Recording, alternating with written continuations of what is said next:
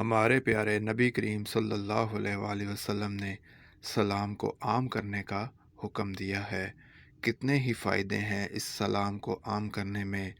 غرور اور انا ختم ہوتا ہے، آپس میں محبت زیادہ ہوتی ہے، ایک دوسرے کے لیے سلامتی کی دعا ہے، جنت میں داخلہ آسان ہوگا۔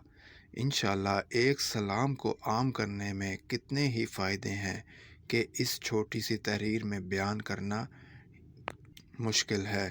تو سوچیں کہ پیارے نبی کریم صلی اللہ علیہ وآلہ وسلم کی سنتوں پر عمل کرنے میں کیا کیا فائدہ حاصل ہوگا۔ سبحان اللہ۔ نبی کریم صلی اللہ علیہ وآلہ وسلم نے ارشاد فرمایا، باوضو سونے والا روزہ رکھ کر عبادت کرنے والے کی طرح ہے۔ مزید احادیث واقعات سننے کے لیے ہمارے چینل کو سبسکرائب کریں اور بیل آئیکن کا بٹن ضرور پریس کریں۔